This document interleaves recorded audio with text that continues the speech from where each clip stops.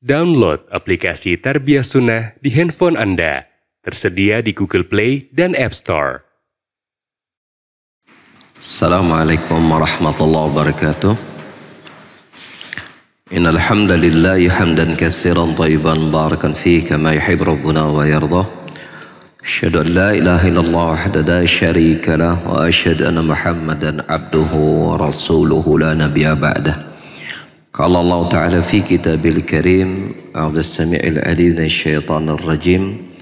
Ya ayyuhalladzina amanu taqullaha haqqa tuqatih wa la tamutunna illa wa antum muslimun. Ya ayyuhan nasu taqu rabbakum alladzi khalaqakum min nafsin wahidah wa khalaqa minha zawjaha wa bassa minhuma rijalan katsiran wa nisaa'a wattaqullaha alladzi tasaaluna bihi wal arham innallaha kana 'alaikum raqiba. Ya ayyuhalladzina amanu taqullaha qulu qawlan sadida yuslih lakum a'malakum wa yaghfir lakum dhunubakum wa may yuti'illaha wa rasulahu faqad faza fawzan 'azima amma ba'd. Fa inna khairal kalami kalamullah wa khairal huda huda Muhammad sallallahu alaihi wasallam wa syarrul umuri muhdatsatuha wa kullu muhdatsatin bid'ah wa kullu bid'atin dhalalah wa kullu dhalalatin finnar. Masyal ikhwah zanallahu wa iyyakum, bapak-bapak dan ibu-ibu, ikhwan maupun akhwat, para jamaah sekalian yang semoga Allah rahmati kita semua. Pada kesempatan kajian kita di hari ini, kita akan membahas suatu tema dengan judul antara ilmu dan dunia, atau dibalik, antara dunia dan ilmu. Dasar awalnya. Tema ini saya pilih dengan dasar sebuah hadis dari Nabi sallallahu alaihi wasallam, innamad dunya li arba'ati nafar. Yaitu sesungguhnya dunia ini untuk 4 golongan manusia. Namun sebelum itu kita akan bacakan dahulu lengkapnya hadis ini. Adalah hadis yang diriwayatkan oleh Al-Imam At-Tirmidzi dari Abu Kabsyah Al-Anmari, bahwasanya dia mendengar Rasulullah sallallahu alaihi wasallam bersabda, "Salasatun uqsimu alaihin wa uhadditsukum haditsa fahfadhuh." 3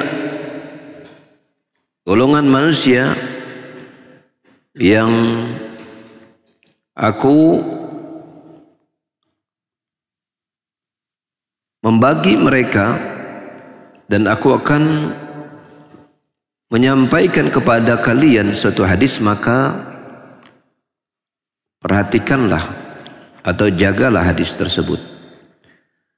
Beliau bersabda, 1, ma naqassa malu 'abdin min sadaqatin.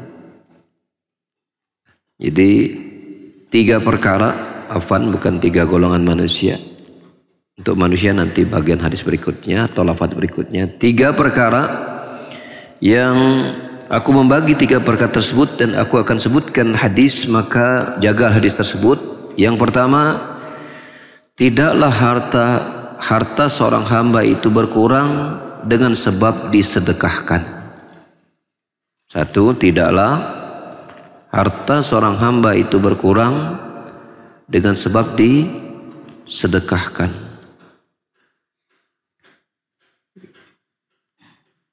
Yang kedua,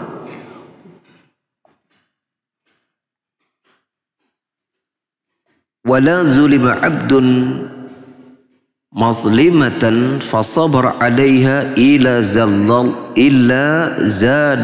zadahu Allahu izza. Tidaklah seorang hamba itu dia dizalimi dengan sebuah kezaliman lalu dia sabar, kecuali Allah akan menambahkan untuknya kemuliaan. Yang kedua, tidaklah seorang hamba itu dizalimi dengan suatu kezaliman lalu dia bersabar atas kezaliman tersebut, kecuali Allah akan tambahkan untuknya kemuliaan. Yang ketiga, wala futiha abdun baba mas'alatin illa fatahallahu alaihi baba faqrin aw kalimatin nahwaha aw kalimatan nahwaha. Yang ketiga, dan tidaklah seorang hamba itu dibukakan pintu dia meminta,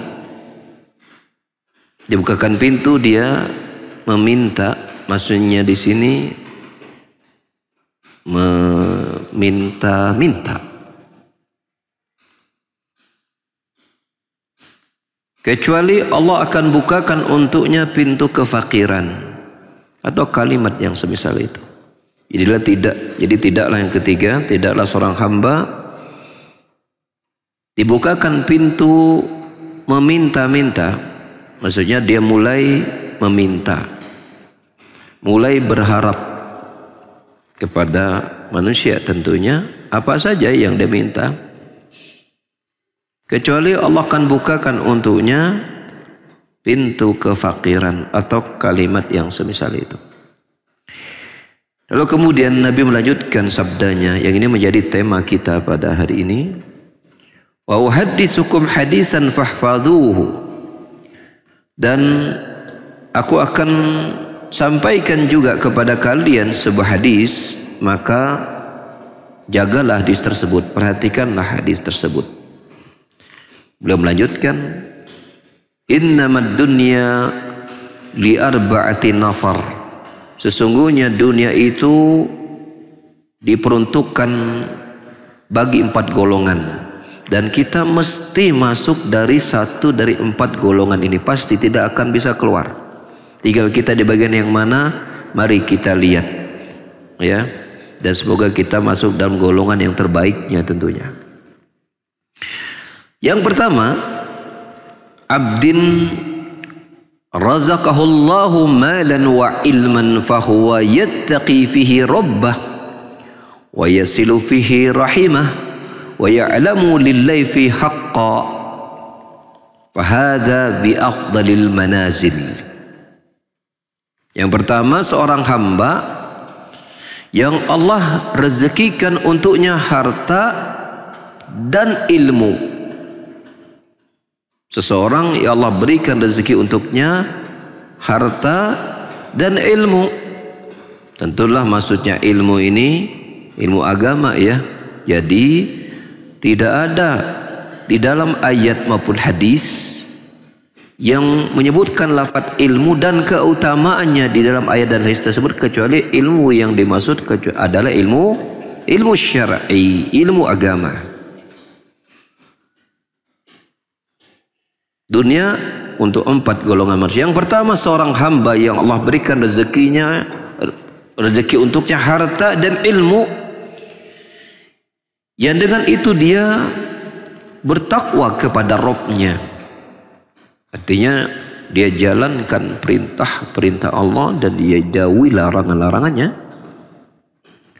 Dia sambung silaturahminya dan dia mengetahui untuk Allah hak yang ada di dalamnya. Itu menunaikan hak Allah terhadap harta tadi. Dengan dia mengeluarkan zakatnya, dia berinfak dan bersedekah dan seterusnya. Ini yang pertama. Fahada bi afdalil manazil. Ini adalah seorang hamba yang memiliki seutama-utama kedudukan.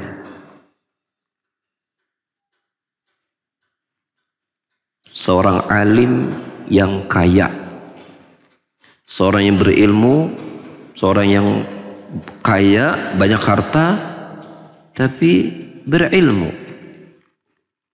Maka potret kehidupannya yaitu menjadi orang yang menggunakan hartanya untuk bertakwa kepada Allah, menyambung silaturahim dan mengetahui ya apa yang menjadi hak Allah di dalam hartanya tersebut. Ini adalah hamba yang memiliki kedudukan seutama-utamanya. Yang kedua, wa 'abdin razaqahullahu ilman wa lam yarzuqhu mala fa huwa sadiqun niyyati yaqul law anna li malan la'amiltu bi amali fulanin fa huwa bi niyyati fa ajruhu as-sawa. Yang kedua adalah seorang hamba yang Allah berikan rezeki untuknya ilmu, tetapi tidak diberikan rezeki harta. Dia berilmu tapi kere, miskin, sempit ekonomi.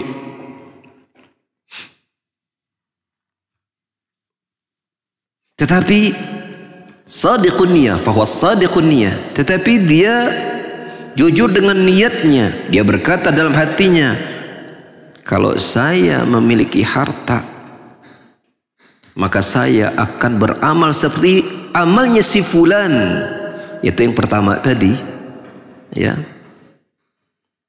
Dia akan mengikuti langkah-langkah si fulan yang punya harta tapi punya ilmu tadi, apa? Bertakwa kepada Allah, menyambung silaturahim dan mengetahui hak Allah dalam hartanya. Maka dengan niatnya tersebut fa ajruhum as-sawa, keduanya mendapatkan pahala yang sama.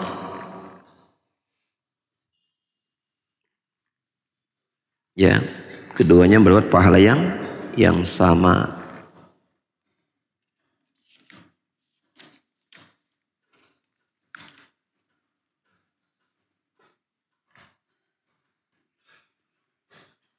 Namun kata para ulama, maksudnya sama itu adalah sama dalam niatnya ingin melakukan kebaikan. Tentulah yang sudah mempraktekkan beramal dengan sedekah dan seterusnya, itu pahalanya lebih tentunya.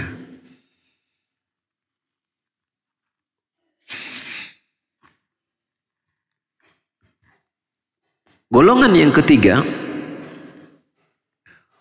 wa 'abdin razaqahullahu mala wa lam yarzuqhu ilma, seorang hamba yang Allah berikan harta tapi tidak Allah kasih ilmu, fa huwa yahbitu fi ma bi ghairi ilmin la yattaqi fi rabbah wa la yasilu fi rahimah wa la ya'amu lillahi fi haqqa. Maka apa yang dilakukan orang tersebut? Dia akan menghambur-hamburkan hartanya tanpa ilmu, tidak bertakwa kepada Rabbnya, tidak menjaga silaturahim dan tidak mengetahui bagi Allah haknya. Dia tidak, maksudnya dia tidak bersyukur kepada Allah atas nikmat harta tersebut, ya. Tidak membuatnya semakin dekat kepada Allah, ya, ke keluarga semakin menjauh, dan tidak menunaikan amalan-amalan melalui harta, baik infak sedekah, termasuk sedekah yang wajib yaitu berzakat, mengeluarkan zakat. Fahada bi akhbasil manazil, ini adalah orang yang paling buruk kedudukannya, orang yang paling buruk kedudukannya. Sudah berapa itu? 3. Yang keempat tebak sendiri. Apa, Cing? Seseorang yang ya kere, ya bego. Nah, itu yang keempat itu. Simpelnya begitu. Sudah miskin, nggak punya ilmu. Seseorang yang Allah tidak berikan untuknya ilmu, harta, ilmu juga tidak. Lalu dia berkata, kalau seandainya saya punya harta banyak, saya akan mengikuti amalan si fulan tadi yang gak punya ilmu tuh. Ya pokoknya menghambur-hamburkan uang, berpesta pora, jalan sana jajan sini, gitu kan, sholat tara, ya semua maksiat dikerjakan, kayaknya happy, nah gitu. Jadi dia berangan-angan, kalau saya punya uang banyak, saya ingin hidup seperti orang itu. Dia punya rumah bagus, kendaraan, rumah mentereng, kendaraan bagus, nongkrong sana nangkring sini, petantang sana petenteng sini, ya hambur sana hambur sini, hura sana hura sini, ya akhirnya jadi huru hara. Ramai jadi nanti.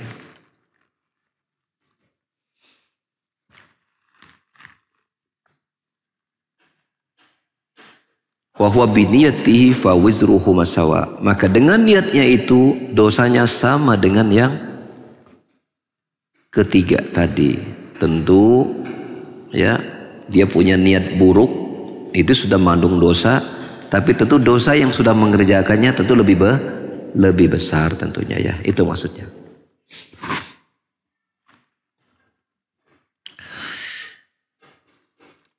Al-Imam At-Tirmidzi menghukumi hadis ini hasan sahih, dan Al-Alama Al-Albani rahimahullah taala dalam Sahih At-Targhib menyatakan hadis ini sahih.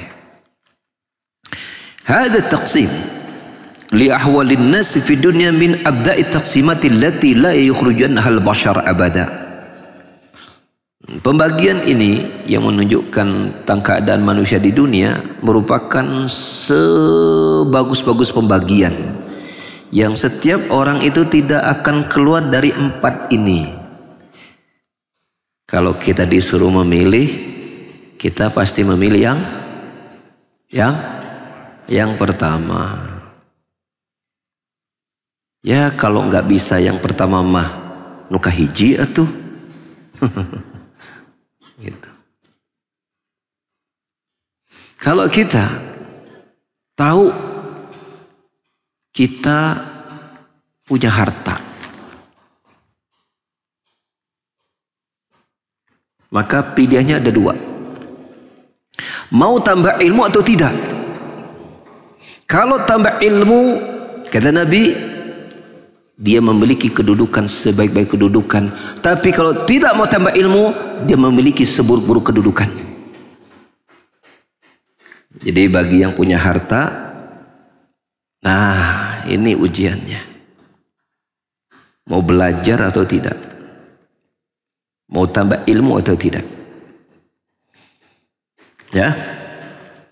Sekarang tidak punya harta.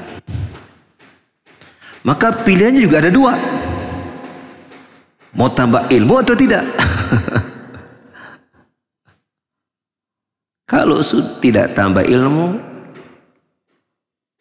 maka rugi. Rugi dunia, rugi akhirat. Miskin di dunia, celaka di hari kiamat. Pilihannya hanya itu.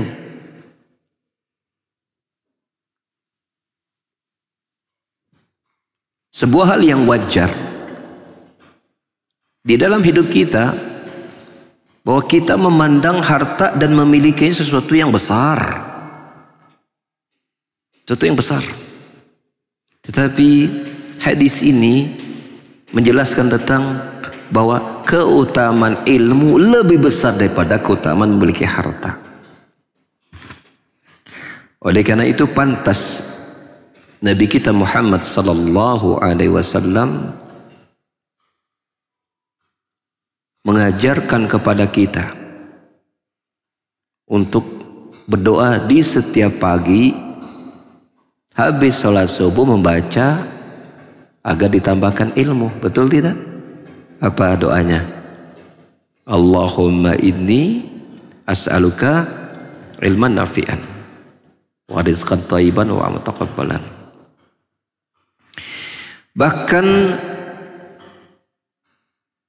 Allah Subhanahu wa taala langsung memberitakan Nabi untuk berdoa kepada Allah agar ditambahkan ilmu. Wa qur rabbi zidni ilma. Wahai Muhammad, minta kepada, ya tentu kepada Allah. Rabbi zidni ilma. Ya Allah, tambahkan untuk ilmu. Tentu ketika Nabi minta ditambahkan ilmu dari Allah, tentu tidak ada kaitannya dengan ilmu kecuali ilmu tentang syariat Allah Subhanahu wa taala. Allah tidak perintahkan kepada Nabi untuk minta kepada Allah tambahkan hartanya, tambahkan kesehatannya, tambahkan kemuliaannya, enggak sama sekali. Itu Nabi. Allah perintahkan untuk minta kepada Allah ditambahkan ilmu.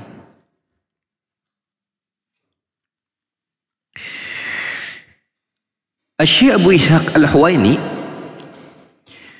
berkata, "Hadza hadisun sahihun jamil." Ini hadis sahih jamil, ma haujuna ila ma'rifati fikhihi. Dan betapa butuhnya kita untuk mengetahui maksud dari hadis ini. It laisa hunaka ahadun fid dunya illa wa huwa wahid min haula arba'ah, ya, fandur aina anta minhum. Karena tidaklah, ya, di sana ada seseorang yang hidup di dunia kecuali dia pasti merupakan satu dari 4 golongan manusia tadi. Maka undur aina anta minhum, maka lihatlah anda itu di bagian yang mana dari 4 golongan ini.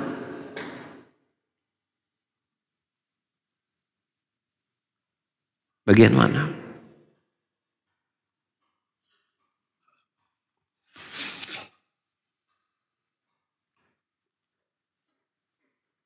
Anggap antum yang ada di sini mah, ya pilihannya ada 2. Kalau kaya ya kudu berilmu, kalau kere komo gitu. Udah aja pilihannya. Jadi semua yang hadir di sini atau para pendengar atau pemirsa, pilih yang 2 sajalah. Jangan yang keempat komo yang ketiga. Kata Nabi yang ketiga ini adalah manusia yang paling buruk kedudukannya. Ya, yang paling buruk kedudukannya.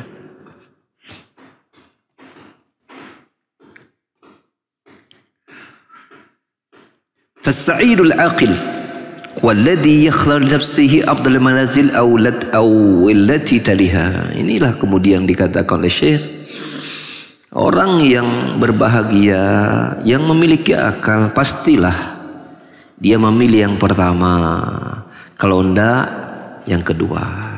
Betul enggak?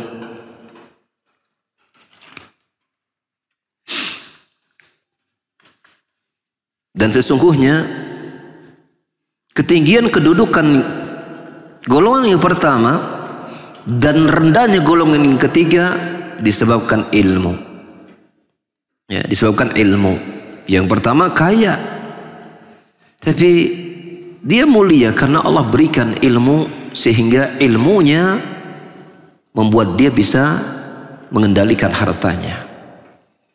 Yang ketiga, dia rendah kedudukannya karena kebodohannya, sehingga kebodohannya terhadap agamanya membuatnya binasa melalui hartanya tersebut. Golongan yang kedua, najabil ilmi. Golongan yang kedua selamat karena ilmunya dengan niat. Golongan yang keempat binasa dengan kebodohannya karena punya niat yang buruk. Dan ini jelas, hada isyaratun ila fadlil ilmi 'alal mal. Hadis ini jelas menunjukkan tentang kemuliaan ilmu atas harta. Dan antum bisa cari karya Al-Imam Qayyim rahimahullah ta'ala, ya,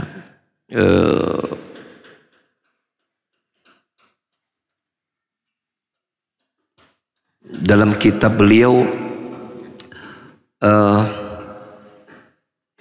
Miftahud Daris Sa'adah menjelaskan cukup panjang lebar keutamaan ilmu dan harta. Saya hanya ingat beberapa saja. Salah satunya, yang pertama, bahwa ilmu itu warisan para nabi. Kalau harta, warisan dari yang punya harta dan kekuasaan. Raja, mana yang lebih mulia? Para nabi, para raja? Tentulah para nabi. Ilmu ini warisan nabi. Raja bukan nabi.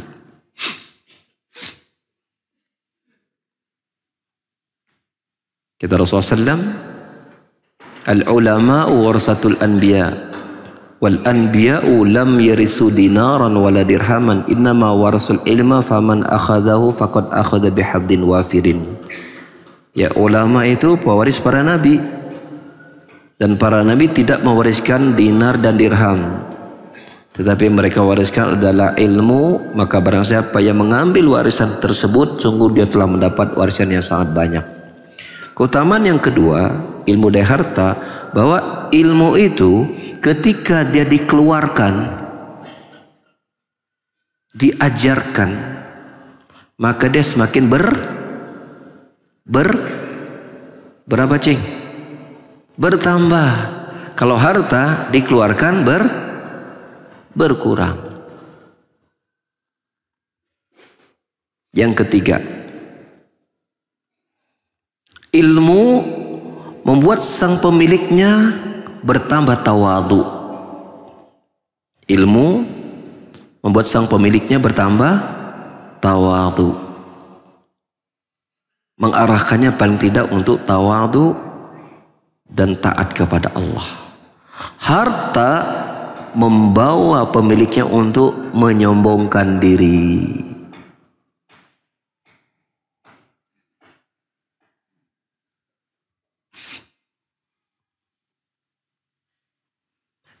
Dalam hadis riwayat Muslim, Rasulullah sallallahu alaihi wasallam bersabda, "La yadkhul jannata man kana fi qalbihi misqalu dzarratin min kibr." Tidak akan masuk surga seseorang yang di dalam hatinya ada kesombongan sebesar biji sawi. Qala rajul, lalu ada seorang sahabat bertanya, "Ya Rasulullah, idza habbar rajul ayyakuna thawbu hasanan wa na'lu hasanatan?" Ya Rasulullah, bagaimana bila ada seseorang yang ingin bajunya bagus, sendalnya bagus, sombong bukan? Kan kita kadang suka ada goyonan kan, baru juga punya baju segitu udah sombong, baru juga punya HP segitu udah somse, baru juga punya mobil segitu udah wah begitu kan. Nah, ungkapan itu sama. Bila ada seorang yang pakaiannya bagus, sendalnya bagus, penampilannya good looking, eye catching gitu, pokoknya enak dipandang karena ketempuh. Sombong bukan? Faqala Rasulullah SAW, "Inna Allah jamil wa yuhibbul jamal." Allah itu indah dan menyukai keindahan. Al-kibru batarul haqqi wa ghamtun nas. Ya, adapun sombong itu ketika dia melakukan dua perkara kan, menolak kebenaran dan merendahkan orang lain, itu sombong. Sekarang kalau seseorang punya rumah bagus, mobil bagus, baju bagus, sepatu bagus, tas bagus, jam bagus, sombong bukan? Sombong bukan? Sombong bukan? Kalau menurut ungkapan Rasulnya tidak. Karena itu tampilan keindahan dan Allah menyukai nikmatnya itu ditampakkan.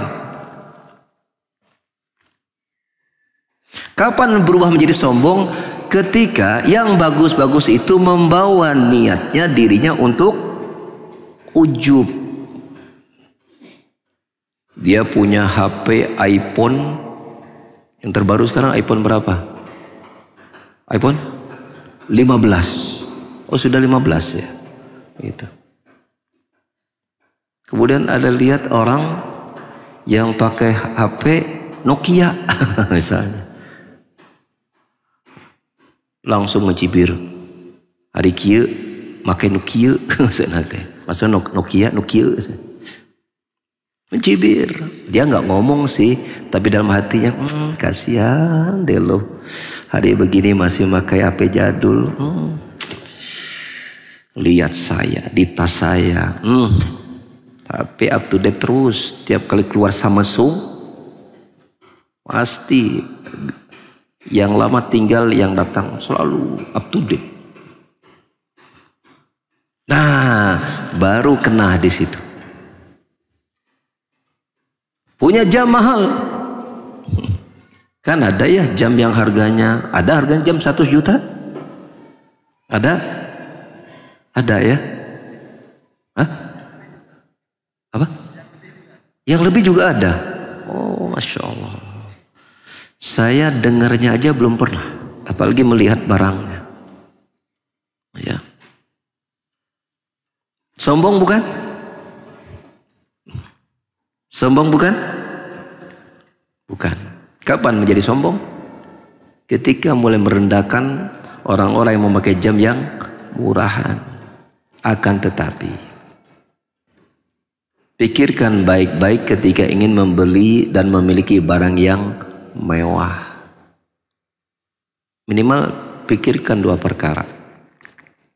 1, siap-siap dihisap di hari kiamat. Apakah kita memang butuh dengan barang semewah itu? Karena hisapnya nanti panjang dari kiamat. Dan belum tentu aman. Karena harta itu kan ditanya 2 perkara. Dari mana dia didapat dan dalam apa dia dihabiskan. Itu 1. Yang kedua, pikirkan baik-baik. Hati kita ini lemah. Ya. Kita belum tentu mudah mengontrol diri kita untuk tidak menyombongkan diri ketika kita memiliki barang yang mewah. Pikirkan itu. Dulu waktu ke pengajian masih pakai sendal merek Nyekerman. Nyekerman.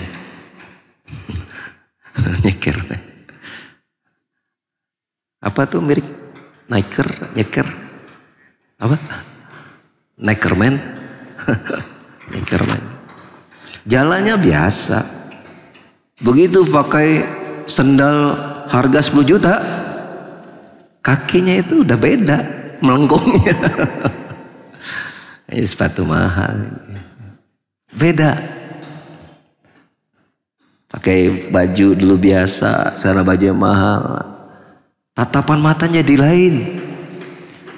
Dulu waktu ya kemana-mana pakai angkot, sekarang pakai mobil bagus. Senyumnya udah berubah. Senyumnya tidak lagi mesra. Mesranya kalau sesama dia. Kalau yang di bawahnya udah enggak. Sudah milih-milih senyumnya. Inilah akibat orang yang kurang ilmu. Ya. Maka orang yang berilmu akan tidak. Dia memiliki harta, dia akan menjadi orang yang pertama.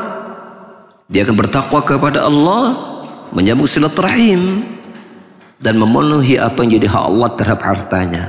Ya, termasuk ya dia bertakwa kepada Allah dengan akhlaknya yang mulia. Ya, tetap tawadu. Ya, tetap bersahaja, dia tidak berubah.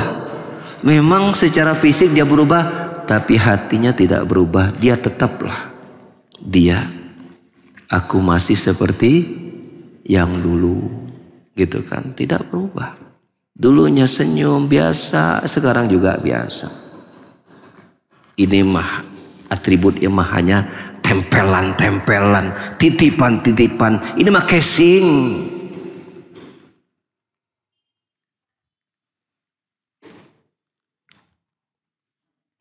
Botol kan, casing.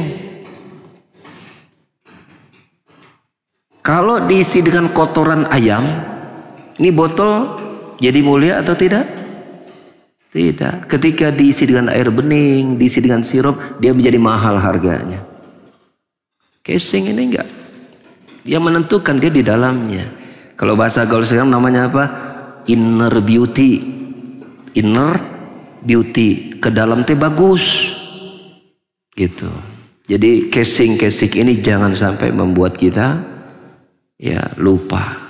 Apa yang membuat kita bisa sadar? Ku ilmu teh. Dan itu sudah dibuktikan oleh para nabi. Siapa yang bisa mengalahkan kekayaan Nabi Sulaiman? Sampai hari ini tidak ada. Tidak ada satupun manusia hari ini yang bisa mengalahkan, melampaui kekayaan Sulaiman dan kekuasaan serta kekuatannya, nggak ada. Tapi Nabi Sulaiman masih berkata, hada min fadli rabbi liyablumni aashkur am akfur. Ini semua adalah karunia dari Robku. Dia ingin menguji aku bersyukur atau tidak. Untuk menguji bersyukur atau tidak.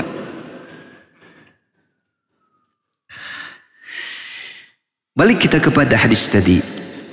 Bahwa golongan yang pertama, Allah berikan harta dan ilmu. Dia bertakwa kepada Allah dengan hartanya. Dan dikhususkan tadi menyambung silaturahim. Fakhassasa ba'da umum. Dia bertakwa kepada Allah, ini umum. Kemudian ada pengkhususan yaitu silaturahim. Ya. Apa hubungannya dengan orang yang diberikan sebaik-baik kedudukan, ada yang diberikan harta dan diberikan ilmu, lalu masuk silaturahim di situ. Kira-kira apa korelasinya? Apa korelasinya? Apa? Apa?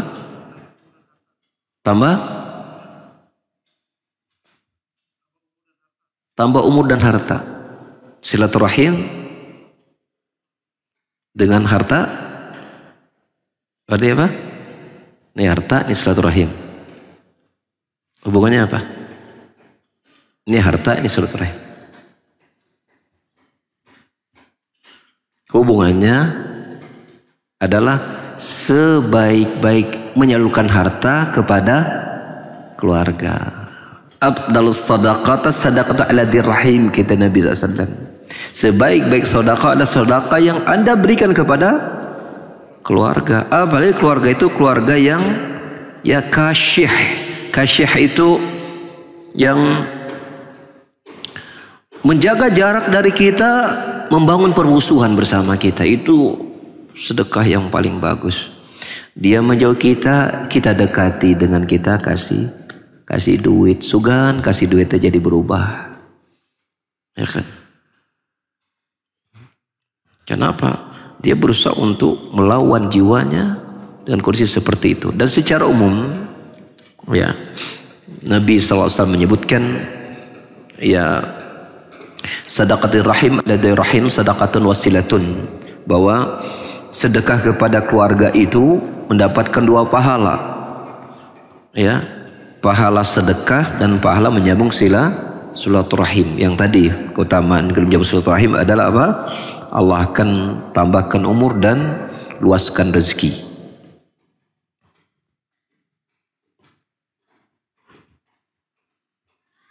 Dan itu nyambung juga dengan ucapan Nabi SAW yang di awal-awal, ya, ma naqasat sadaqatu abdin ma naqasa malu abdin min sadaqah. Tidak akan berkurang harta seorang hamba itu yang dia keluarkan melalui sedekah. Dan sebaik sedekah adalah bersedekah dengan karib kerabat keluarga.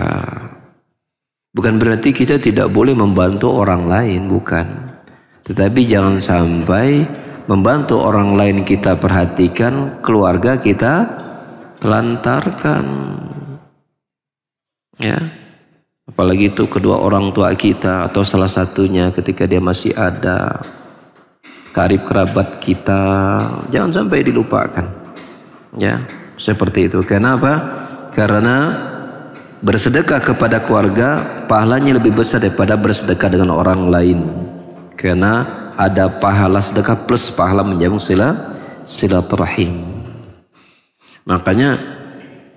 Makanya Nabi kaitkan orang berharta yang punya ilmu mesti amalannya kekeluarganya makin dekat.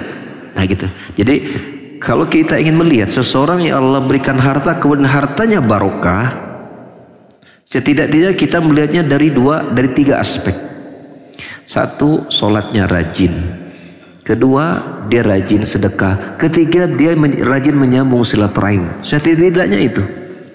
Itu berarti Allah berikan barokah pada hartanya.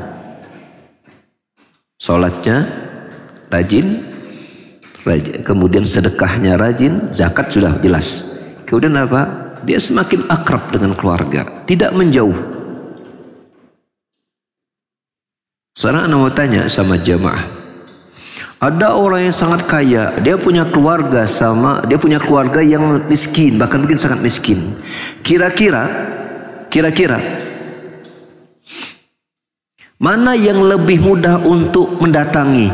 Si miskin ke yang kaya atau yang kaya kepada yang miskin? Hah?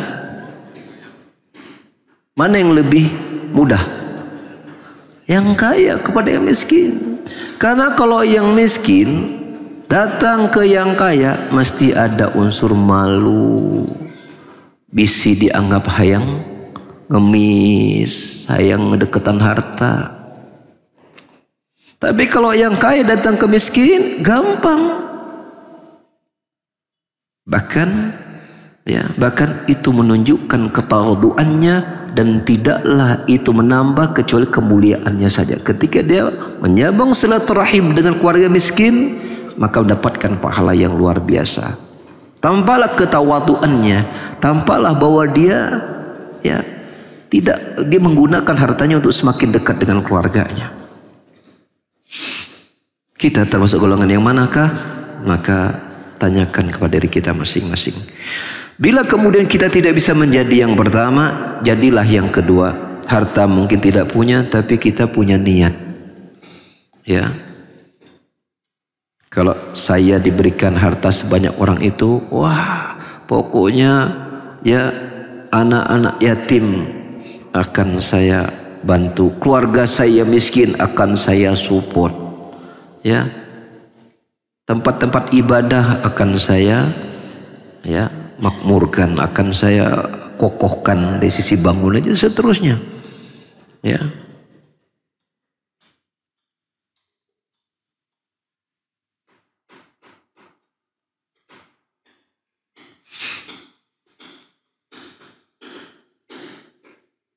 Ini dengan asumsi hadis ini tentu orang yang kedua ini melihat contoh.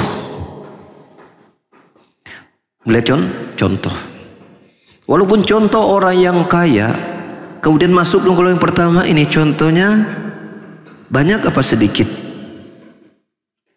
Golongan pertama ini sedikit, banyaknya mah tidak. Banyaknya berada pada golongan yang ketiga. Karena sedikitnya golongan yang pertama ini, maka menjadi golongan kedua memunculkan rasa ghibthah, hasad kepada yang pertama, dan ini hasad yang boleh, namanya ghibthah. Ya, dan Nabi bersabda, la hasada illa fisnataini. Hasad itu tidak boleh kecuali pada dua golongan manusia. Yang pertama, seseorang yang Allah berikan ilmu lalu kemudian dia amalkan ilmu itu siang dan malamnya. Kita boleh iri.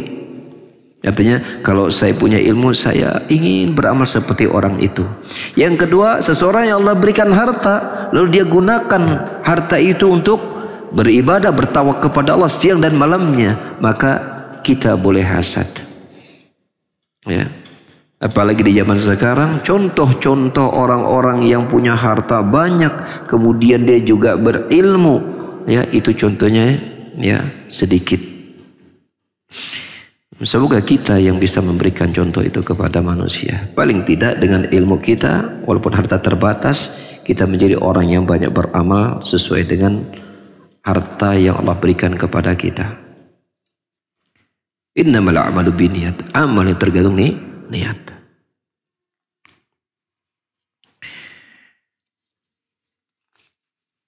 Dan orang yang kedua ini fa'ajruhumas sawa, keduanya memiliki pahala yang sama. Berkata As-Sundi rahimahullah dalam Hasyiati ala Ibnu Muwajjah, wal muradu yu'jaru ala biniyatil khairi fa huwa fi asl ajr aidan musawwin lil munfiq wa in kana lil munfiq ziyadatan fa inna man nawa hasanatan yuktabu lahu wahidatan wa idza fa'alaha fa asyrah. Intah. Yang dimaksud bahwasanya dia diberikan pahala dengan niat ingin melakukan kebaikannya. Ini dari sisi asal dari pahalanya dia sama dengan orang yang berinfak. Walaupun orang yang telah merealisasikan dia berinfak dengan hartanya memiliki pahala yang lebih, ya, karena seseorang yang meniatkan ingin melaksanakan suatu kebaikan dicatat baginya satu kebaikan sempurna, dan bila dia mengerjakannya dilipatkan hingga 10 kelipatan. Ya. Jadi orang yang kedua ini dia mendapatkan pahala yang sama dengan orang yang pertama dari sisi niatnya ingin melakukan kebaikan. Itu sama. Kan? Tapi orang yang pertama itu telah mewujudkannya menjadi amal. Nah, ketika itu diwujudkan pahalanya berlipat menjadi berlipat-lipat hingga 10 kelipatan. Ya, seperti itu. Dan artinya orang yang kedua ini itu hasad, tapi yang positif. Kalau saya diberikan harta, saya ingin beramal seperti orang tersebut. Karena jelas sisi pahalanya beda. Ya, orang berilmu kemudian dia beramal.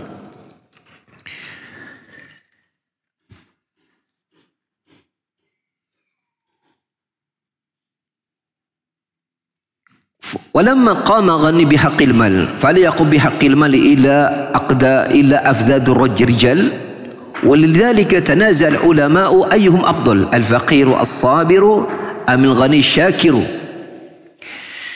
Tatkala orang yang memiliki harta ini dia menggunakan hartanya itu dengan cara yang benar karena ilmunya tadi, dan tidaklah bisa mewujudkannya kecuali seseorang yang memiliki, ya, jiwa yang kuat, jiwa yang mulia.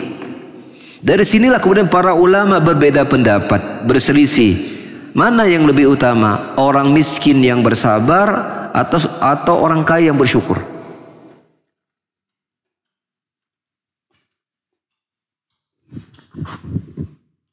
Menurut antum mana yang lebih utama? Sebelah kanan, mana yang lebih utama? Kaya yang bersyukur atau miskin yang bersabar? Kaya yang bersyukur. Yang sebelah kiri, mana yang lebih utama? Kaya yang bersyukur, miskin yang bersabar? Kaya bersyukur. Sepakat ini, ya. Ikhwas sekalian, tadi Anda sudah sebutkan, ketika kita ingin hidup kaya, paling tidak pikirkan dua hal. Apa tadi? Hisabnya berat. Kedua, jiwa kita belum tentu mudah mengendalikan kekayaan. Harta mudah membuat orang itu rusak, mudah sombong, mudah ini. Ya. Harta itu susah menjaganya, ilmu tidak. Ilmu itu membimbing pemiliknya. Kalau hartanya harus mengatur pemilik mengatur hartanya. Macam-macam. Dan telah banyak contoh orang-orang yang kaya itu binasa. Pertanyaannya, antum ingin kaya bersyukur atau miskin yang bersabar? Hah? Sepakat kaya. Yakin antum bisa bersyukur? Gak yakin sih Pak Ustadz. Tapi kami juga gak yakin Pak Ustadz kalau miskin bisa bersabar. Benar gak? Lebih baik ambil peluang kaya bisa bersyukur, ya, gitu ya. Iya, kayaknya sepakat semua di sini, Masya Allah. Tapi demikianlah para ulama ketika mereka berselisih mana yang lebih utama antara yang kaya yang bersyukur dengan miskin bersabar. Wal kasiminu ala annal ghaniya asyakir abtal. Kebanyakan mereka berpendapat bahwasanya orang kaya yang bersyukur lebih utama daripada orang miskin yang bersabar. dengan alasan simpel. Kalau namanya orang miskin bersabar, dan memang kudu wayana, dan gak ada pilihan. Betul kan? Kalau dia miskin, dia tidak bersabar, dia mendapatkan pahala dari mana? Apa keistimewaan dia? Kalau bukan dia menjadi orang bersabar, betul nggak? Tidak ada kemuliaan orang yang miskin kemudian dia suka ngeluh, udah miskin ngeluh, ini semakin hina. Betul? Maka nggak ada pilihan, coba dia bersabar. Ittirori sifatnya, dia sudah nggak ada pilihan. Wa syukrul ghani ikhtiyari wa huwa qalil. Sedangkan orang kaya bersyukur, maka bersyukur itu pilihan dia. Karena kekayaan mudah menyombongkan, tapi dia memilih bersyukur. Dan ini jumlahnya sedikit. Jumlahnya sedikit. Di situ ada isyarat orang miskin yang bersabar jauh lebih banyak daripada orang kaya yang bersyukur. Ya, wa qalilan min ibadi asyakur, kata Allah. Hambaku yang pandai bersyukur itu sedikit, kata Allah Subhanahu wa taala. Dari pembahasan tadi, ya, min al-a'malil 'azimati allati tuqarribu ila Allah taala at-tasadduq bil mal wal 'afu 'anil dhulmi والتعفو أما في أيدي الناس والنية الصالحة تبلغ صاحبها المنازل العالية وحساب لنيل الأجر والثواب الكبير متى كانت صادقة وخالصة لله تعالى وفيما يرضي الله والنية الفاسدة تكون على العكس من ذلك. Dari hadis tersebut dijelaskan amal-amal yang agung yang dapat mendekatkan diri seorang hamba kepada Allah. Yang pertama adalah bersedekah dengan harta. Kata Nabi, ya, mana qasat, ya, sadaqatu abdin min malin. Tidak akan berkurang harta seorang hamba yang disedekahkan. Dan sebaik-baik sedekah adalah bersedekah dengan keluarga. Karena dapat pahala sedekah dan pahala menyambung silaturahim. Yang kedua adalah al-afu 'anil zulmi, memaafkan kezaliman. Memaafkan kezaliman.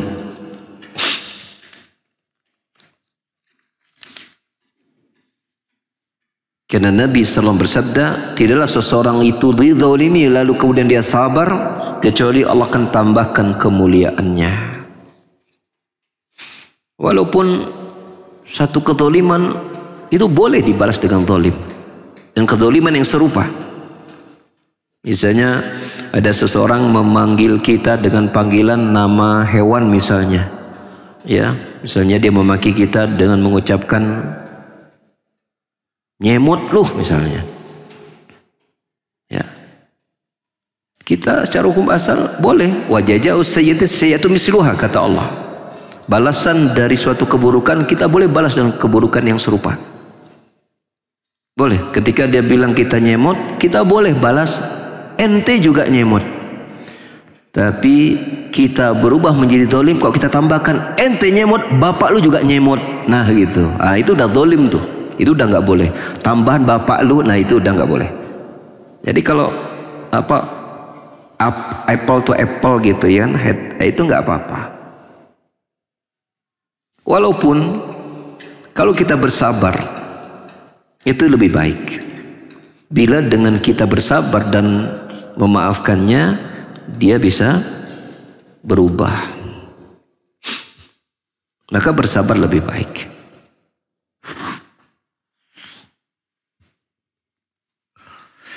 Kemudian adalah at-ta'affuf amma fi aidin nas, yaitu menjaga diri dari meminta-minta dengan apa yang ada pada manusia. Karena kata Nabi, tidaklah seorang hamba itu dibukakan untuknya dia mulai meminta, dibukakan pintu dia mulai meminta, kecuali Allah dibukakan untuknya pintu kefakiran. Pintu kefakiran.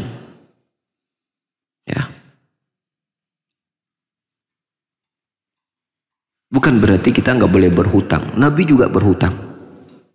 Tapi ingat, bila kita berhutang, kita harus punya niat yang kuat ingin membayar. Cara makna Nabi berkata, tidaklah seseorang yang dia niat berhutang, yang dia berhutang dan dia niat akan melunaskannya, addahullah, maka kecuali Allah akan membantu, akan lunaskan hutangnya. Ya, akan tapi saya berhutang, ya, dia niat ingin, ya, atlafahu, dia niat tidak ingin bayar, maka Allah akan binasakan dia. Allah akan jadikan dia susah memang untuk melunaskannya.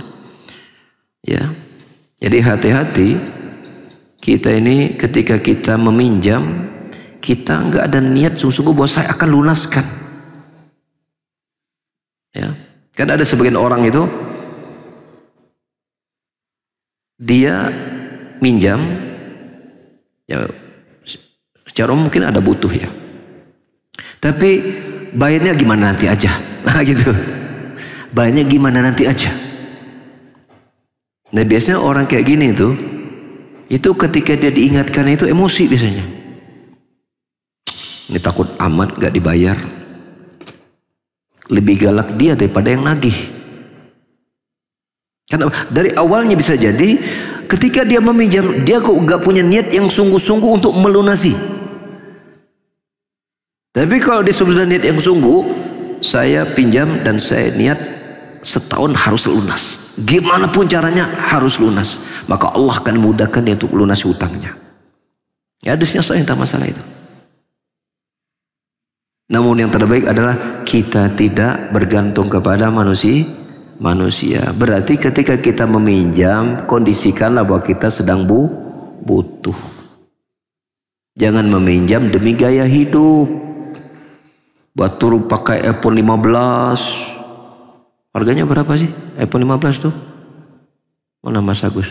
Berapa iPhone 15? Ayah 10.000? Berapa? 30 juta. 30 juta. Berarti kalau kasih 50 masih kembali ya.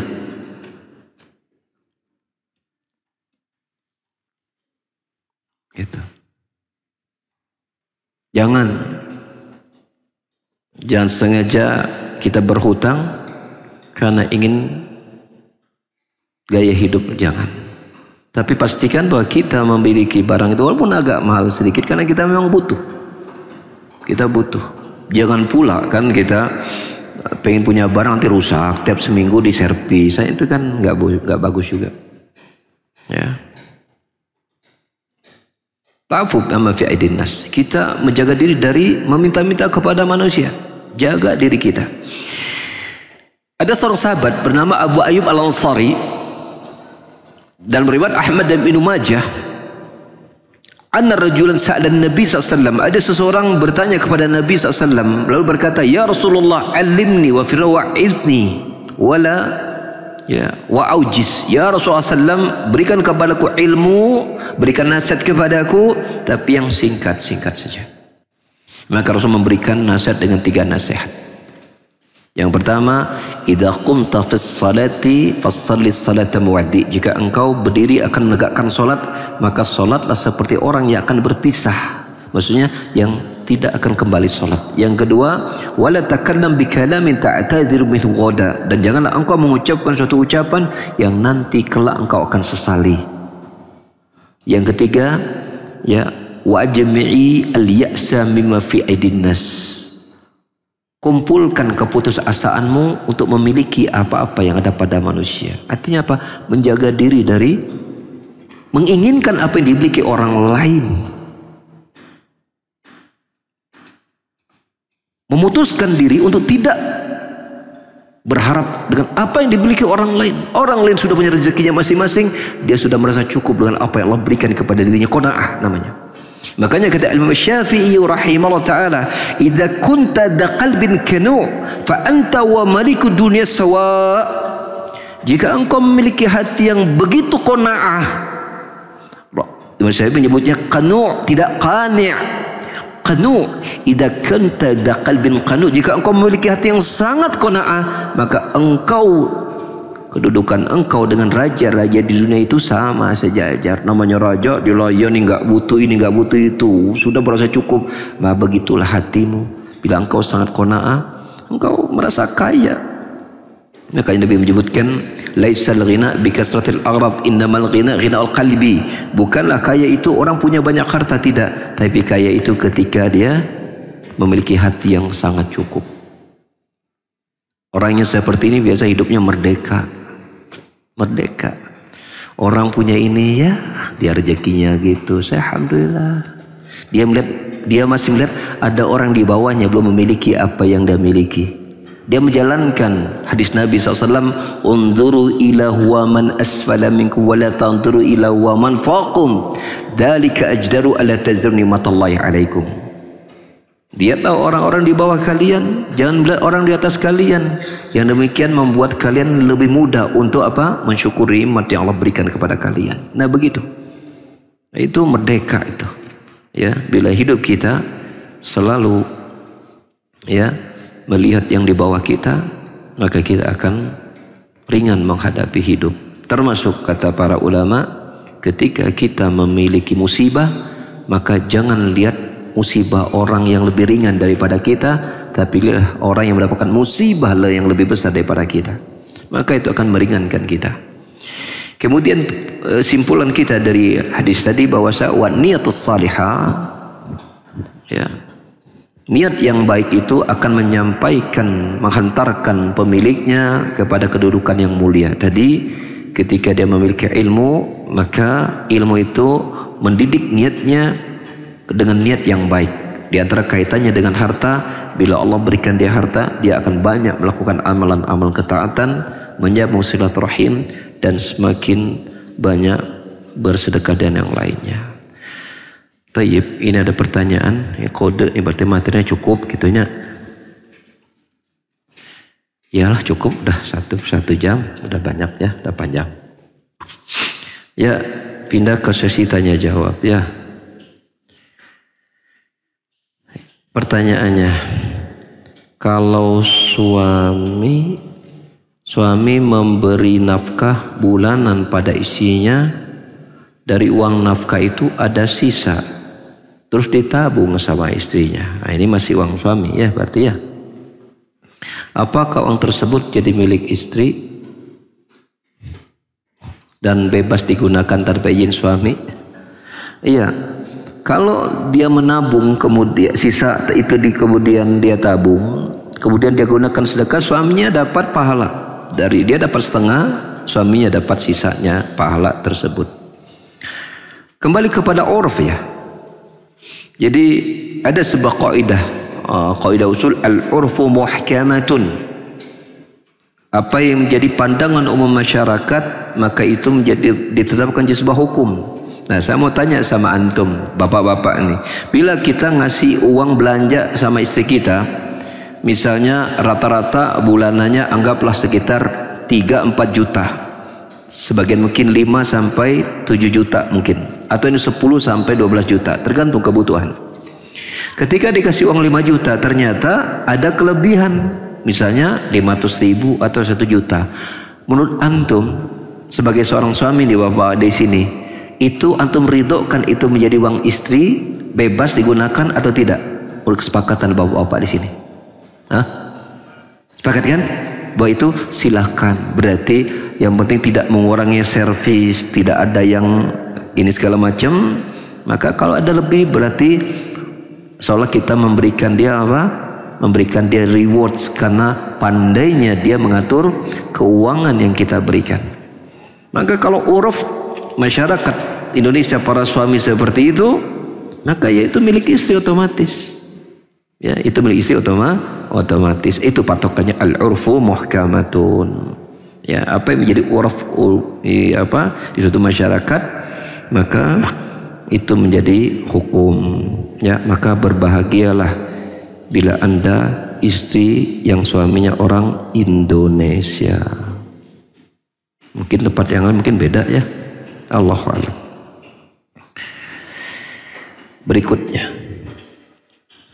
sebaiknya kita hidup berkecukupan dengan mempunyai anak tidak banyak atau punya banyak anak namun tidak punya harta, dan untuk makan dan lain-lain sering minta bantuan kepada saudara, baik itu untuk biaya hidup sehari-hari maupun untuk kontrak rumah. Jawabannya punya anak banyak dan berkecukupan. Itu yang ideal. Karena Nabi menyuruh kita untuk memperbanyak anak. Hadisnya riwayat At-Tirmidzi. Nabi bersabda, tazawwazu al-walud wal-wadud fa inni mukassiru bikumul umam. Fa inni mukassiru bikumul umam. Nikahilah oleh kalian wanita yang walud, wadud, subur, penyayang. Karena apa? Karena kelak di hari kiamat aku akan berbangga-bangga dengan banyaknya jumlah kalian. Maka ketika ingin di stop harus dalam keadaan ini darurat. Ya, mungkin punya alasan kesehatan atau alasan yang lainnya. Nanti kemudian sudah aman tambah lagi. Jadi hukum asalnya berdasarkan Nabi ini, hukum asalnya sebuah keluarga itu harus memiliki anak yang banyak. Ya, kalau bisa buat ke-11-an, buat ke-11-an atau ke-20-an boleh.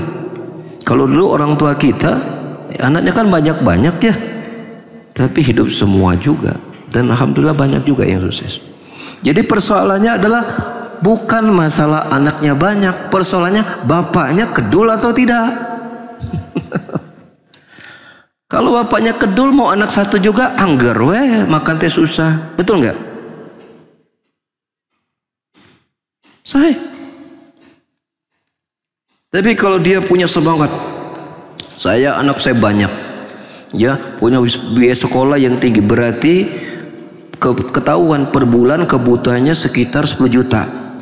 Saya baru punya uang 3 juta, nanti akan 10 juta, maka saat ini dia kerja keras. Dari pagi dia kerja apa saja, asal yang halal. Nggak pandang, dia nggak pakai gengsi-gengsi. Hatta mungkin ngangkut barang, yang penting uang kekumpul 1 jam kekumpul misalnya 10 juta kebutuhan, ya, kali 30, ya, dibagi 30, berarti perharinya berapa uang harus dia miliki?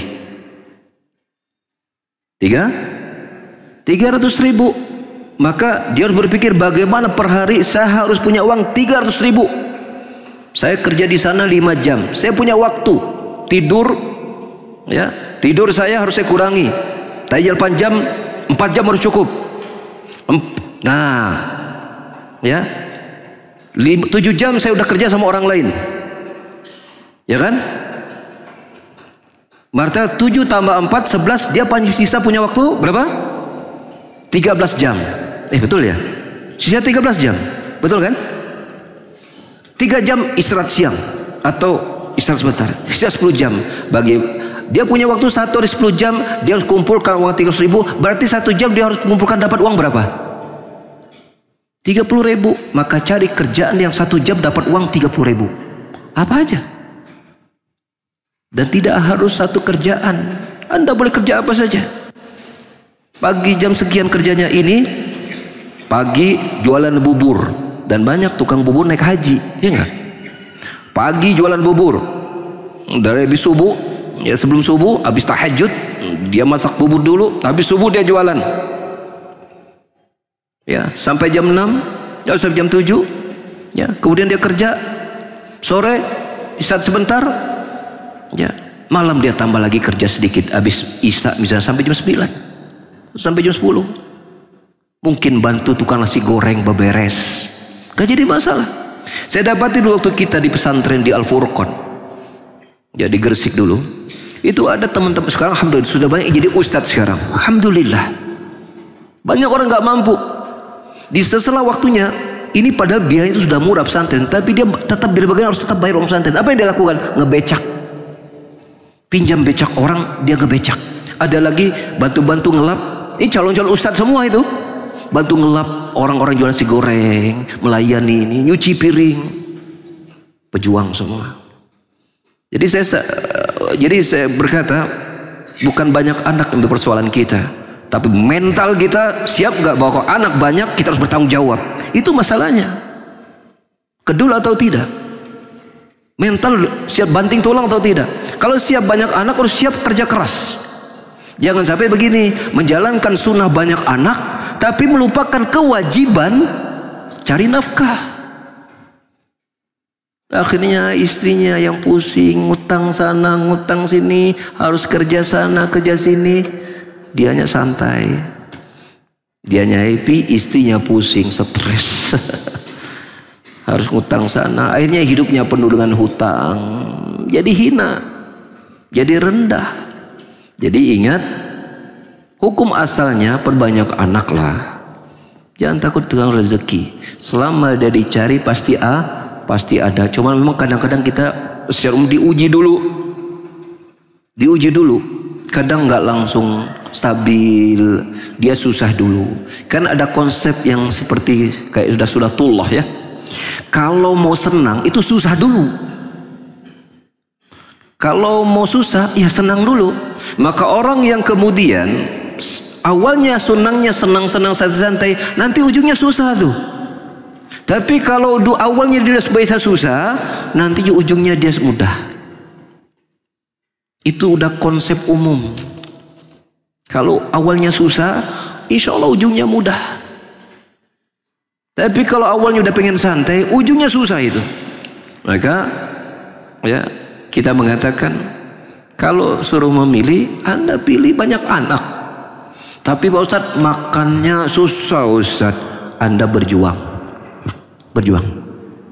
Banyak kok ya kita dapati orang-orang yang anaknya banyak tapi pejuang berhasil melewati itu. Awal-awalnya memang susah, kadang-kadang dibantu oleh minjam ke mertua, kadang-kadang orang tuanya juga bantu, kadang-kadang temannya juga mungkin dia minjam. Ya proses, nggak apa-apa, itu proses. Selama dia terus banting tulang, kerja keras, insya Allah pada ujungnya akhirnya Allah akan mudahkan. Jadi saya menyarankan ini, kalau Pak Ustadz sebaiknya kita itu berkecukupan dengan punya banyak anak. Jawabannya berkecukupan dengan anak yang banyak. Atau memiliki anak tidak banyak ya bukan pilihan. Saya tetap berdasarkan hadis Nabi, punya anak banyak berkecukupan, itu yang ideal. Karena kita menjalankan hadis Nabi SAW untuk memperbanyak anak, ya, gitu. Atau kita memiliki banyak anak tapi hidupnya susah? Jawabannya tidak.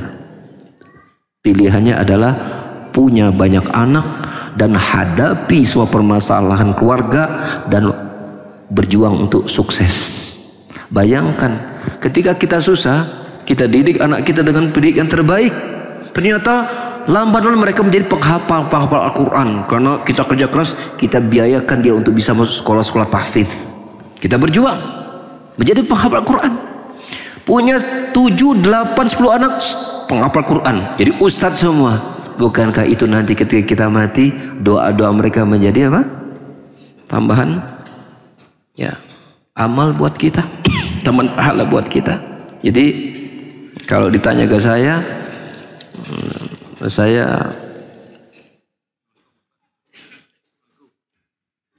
sekedar Pak, ada satu lagi, menyarankan untuk punya banyak anak. Ini pertanyaan, aduh. Bagaimana kalau istri sudah selingkuh punya anak 3? Ini selingkuhnya kok sampai punya anak 3? Suami harus bagaimana? Dan usia istri 50 tahun. Bagaimana kalau istri sudah selingkuh punya anak 3? Punya anak 3, suami harus bagaimana? Dan usia istri 50 tahun. Berarti selingkuhnya udah lama kan berarti ya? Benar gak? Karena 3 paling tidak udah umur 45, 1 tahun 1. Tapi 45 masih produktif ya. Ini suami macam apa ini? Apa nih? Suaminya gimana ini? Istrinya selingkuh sampai punya anak kok. Mungkin begini, setelah punya anak 3 istri selingkuh, mungkin begitu ya. Masa tiap satu cuek, suami macam apa gitu, nggak punya kecemburuan. Saya suami istri sampai punya anak, udah punya anak lagi cuek kan? Nggak. Mungkin maksudnya adalah ya istrinya sudah punya anak 3 gitu kan. Umurnya 50, sekarang selingkuh. Bagaimana sikapnya? Kalau bisa dinasehati, nasehati. Ya. Minta dia bertobat kepada Allah Subhanahu wa taala. Apalagi sudah umur 50, itu saatnya seseorang itu untuk banyak apa? Banyak menit kematian. Ya. Rasulullah ingatkan, Allah Subhanahu wa taala ingatkan tentang amalan orang umur 40 di surat Al-Ahqaf ayat 15. Ya, surat Al-Ahqaf ayat 15. Hatta yablugh ashuddahu wa balagha 40 sana qala rabbi a'udzina ashkura ni'mataka allati an'amta 'alayya wa 'ala walidayya wa ahsana tardah wa aslih fi dhurriyyati inni tubtu ilaika wa inni minal muslimin qala rabbi auzi'ni an ashkura ni'mataka dan seterusnya. Jadi bukan surah Al-Ahqaf ayat 15, itu ayat khusus untuk orang yang berumur 40 tahun apalagi 50. Dia harus banyak beramal soleh, harus banyak bertaubat. Ya, jadi bagaimana ya kalau istri bisa dinasehati dan dia bisa bertobat dan dia bisa kembali kepada seperti semula, maka ya pertahankan, ya pertahankan. Kalau Anda melihat memaafkan dirinya itu memberikan perubahan, tapi kalau ternyata dia nggak kapok-kapok, maka sudah waktunya berarti Anda harus mencari solusi yang lain. Mungkin ganti istri dan yang lainnya. Ya silakan Pak Adi. Fadl. Assalamualaikum warahmatullahi wabarakatuh. Waalaikumsalam warahmatullahi wabarakatuh. Begini Ustadz, bagaimana dengan orang yang berilmu, tapi ilmunya tersebut kemudian dijual untuk kekayaan dunia? Contohnya? Contohnya ya ilmu dijual 50 juta, 50 juta gitu. Apaan? Misalkan orang yang merasa berilmu kemudian ketika diminta untuk menjadi penceramah atau menjadi khotib, dia memasang tarif sekian rupiah dan kalau tidak sesuai dengan tarifnya dia tidak mau. Tapi yang kedua, bagaimana dengan ilmu duniawi? Misalkan dia mempunyai keahlian dalam sisi bahasa Inggris, misalkan dalam sisi matematika, kemudian dia menjadi guru private dan dia pasang tarif dengan ilmunya itu, dia tidak mau misalkan mengajar bahasa Inggris atau matematika. Gak ditarif gitu? Ditarif. Oh ditarif. Tapi klien agama gimana, boleh nggak gitu? Seperti itu. Oh. Ya. Pendekatannya dengan guru bahasa Inggris? Jadi ada 2, jadi ada guru yang memang ada orang yang ilmu agama. Saya tidak mengatakan ilmu dunia, pasang tarif. Merasa memiliki ilmu agama, tapi ya itu tadi. Ketika diminta untuk menjadi penceramah, dia pasang tarif sekian juta. Kalau tidak sesuai, dia tidak mau. Seperti itu. Afwan Ustaz. Jazakallah khairan. Assalamualaikum warahmatullahi wabarakatuh. Waalaikumsalam warahmatullahi wabarakatuh. Sebenarnya yang bertanya sudah tahu jawabannya sih. Kira-kira antum jawabannya udah tahu nggak? Kayaknya udah tahu ya. Kalau guru bahasa Inggris pasang tarif, dia dicemooh atau tidak? Tidak.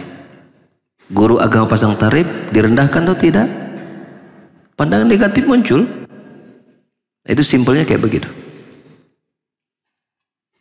Jadi jangan pasang tarif dalam kita menyampaikan agama. Jangan. Karena itu dikhawatirkan bisa terkena menjual yastari bi ayatil samanan qalila, menjual agama Allah, ayat Allah dengan harga yang murah. Ya. Terkena dengan ayat wa man kana yuridul hayata dunya wa zinataha wa fi al-a'mal wa hum fi la yubhasun ulaika alladziina laysa fil akhirati illa an-nar wa habita ma sana'u fiha wa batil ma kanu ya'malun. Ya, barang siapa yang dalam amal dia menghendaki kehidupan dunia, maka kami akan tunaikan semua yang dia inginkan itu di dunia dan tidak dikurangi sedikit pun. Mereka lah orang-orang yang kelak di hari kiamat akan mendapatkan azab neraka, ya, dan sia-sialah apa yang dahulu mereka kerjakan dan gugurlah apa-apa yang dahulu mereka usahakan. Jadi akhirat dia tidak mendapatkan apa-apa. Maka jangan ya. Jadi jangan pasang tarif lah. Gitu. Berdakwah silakan berdakwah. Ya seperti itu. Ya adapun bidang dunia sudah ma'ruf dan tidak dicela. Ya al-ufu muhkamatun. Ya guru bahasa Inggris pasang tarif sekian dan itu tidak ada celaan manusia dan orang juga tidak menganggapnya rendah dan ini termasuk dokter pasang tarif misalnya urusan dunia ya jadi masalah maka hal yang sifatnya mubah kita mubahkan ya karena hukum asalnya perkara dunia itu kan mubah sampai dalil mengharamkan dan sedangkan berdua pasang tarif masuk dalam dalil ada dalil pengkhususan ya pelarangan kita masuk dalam ada larangan menjual agama Allah Subhanahu wa ta'ala. Nah, itu. Jadi simple ya. Enggak perlu dalil juga. Kita orang awam juga sudah bisa menakar. Tanyakan orang awam. Guru bahasa Inggris, dokter praktek, bayar pasang tarif enggak masalah. Ya. Orang awam ditanya, gimana tuh dengan itu pasang tarif kalau nggak segini dia ini nggak akan mau datang. Orang awam pun juga tahu, wah ini mah, nah gitu kan sudah dinilai buruk ya, sudah dinilai buruk ya, tinggalkan ya, tinggalkan. Cukup ya kajian kita cukupkan sampai di sini. Ya. Allahumma inna nas'aluka ilman nafi'an. Pak Ustadz saya mau nanya nih satu aja Pak, tolong. Bisa nggak Pak? Saya bisa aja ya. Terakhir ya. Ya boleh Pak. Satu ya Pak ya. Saya enggak silakan Pak. Yaitu gini Pak. Seorang laki itu kedudukannya pensiunan. Apa? Laki itu kedudukannya udah pensiun. Tapi si istri itu kan selingkuh. Ceritanya yang tadi ceritakan selingkuh tadi. Nah selingkuhnya itu dia usia 50 tahun. Alasannya dia bilang gini, fisik bapak itu udah lemah. Katanya begitu. Nah, mesti gimana saya ini sebagai suaminya, tapi masih menyatu di rumah. Begitu Pak ceritanya Pak Ustadz. Hanya itu aja saya minta solusinya dari Bapak. Pak Ustadz. Taib. Ya. Ya, sangat mungkin ya ada kejadian di suatu rumah tangga ya. Di suatu masa mungkin sang suami atau mungkin sang istri ya, sang istri tidak bisa lagi melayani suaminya ya dari sisi kebutuhan biologisnya, maka untuk seperti ini ada solusi poligami ya dalam agama kita. Lalu bagaimana kasusnya sebaliknya? Bila di umur tertentu istrinya masih punya hasrat ingin dipenuhi kebutuhan biologisnya, tapi suaminya sudah tidak bisa memenuhi. Apakah solusinya dia harus maksiat? Selingkuh itu berarti berzina, ya kan? Maka tentu al-ghayatu la tubal wasilah. Tujuan tidak boleh menghalalkan segala cara. Betul, suaminya punya masalah, tapi solusinya tidak boleh dengan cara yang salah. Karena suatu kesalahan dihadapi dengan kesalahan, maka hukumnya salah. Ya. Suami memiliki kekurangan, tetapi istri tidak boleh menghadapi dengan kesalahan. Ketika suami tidak mampu, ini kan kekurangan, bukan kesalahan dia kan? Mungkin di situ takdir, mungkin dia kena musibah, kena penyakit, sehingga dia tidak bisa ya kepada istrinya dengan banyak sebab. Dan itu bukan pilihan semua laki-laki, betul nggak? Pasti laki-laki yang normal pasti dia ingin tetap menyalurkan dan berikan nafkah biologis kepada istrinya. Ini kekurangan, tapi istri mensikapinya tidak boleh dengan kesalahan. Paham?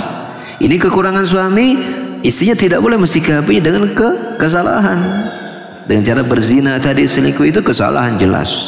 Kesalahan jelas. Tidak boleh kemudian istri berdalih, ya, apa salah saya? Saya kan butuh, kamu ya nggak bisa ngasih. Solusinya bukan dengan maksiat. Ya. Istri boleh minta cerai kepada suaminya, kemudian dia cari suami yang sah, boleh. Ya. Karena para ulama sepakat bahwa bila suami tidak bisa memberikan nafkah, baik lahir maupun batin, itu menjadi salah satu alasan syar'i istri boleh minta cerai. Lalu dengan itu suaminya menceraikan, ya, kemudian dia mencari suami yang baru, ya. Tapi jangan sampai, ya, dicerai tidak, selingkuh jalan terus. Suami itu sudahlah dia kekurangan, mengalami sakit pada fisiknya, tambah lagi hatinya yang sakit, betul nggak? Dan itu istri-istri calon neraka seperti itu. Ya. Jadi apa yang dilakukan oleh suami? Ya. Pertama, ajak istri untuk bersabar untuk mengadakan terapi. Cari maksimalkan terapi. Kasih saya waktu, misalnya sepakat dengan istri, kamu kuat nggak bersabar selama sekian waktu? Mari sama-sama kita cari pengobatan supaya sakit saya ini sembuh. Bila dia melihat penyakitnya ini masih diharapkan sembuh. Kalau enggak, ya udah. Suami tawarkan kepada istri, ya, terserah kepada kamu. Karena syariat juga membolehkan si istri minta cerai kepada suaminya bila kebutuhannya tidak dipenuhi, boleh. Walaupun bersabar bisa jauh lebih baik kalau dia mau bersabar.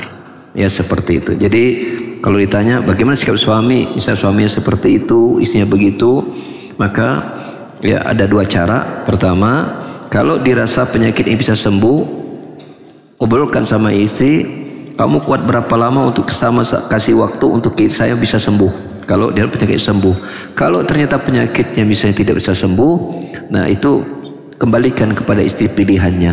Mau tetap bersama dia dengan bersabar, atau memilih berpisah. Tidak boleh ada pilihan ketiga. Kan baiklah selingkuh mah dibanding orang dicerai. Nah, itu suaminya ikut berdosa. Kenapa? Meridhoi istrinya berzina. Dia juga memikul dosa zina istrinya dari kiamat. Ya, maka tidak ada pilihan yang seperti itu. Ya, Allah a'lam bishawab. No question anymore. Enggak ada pertanyaan lagi ya. Ya, subhanallah, hamdaka asyhadu an la ilaha illa anta astaghfiruka wa atubu ilaik. Enggak ke bawah acara. Barakallahu.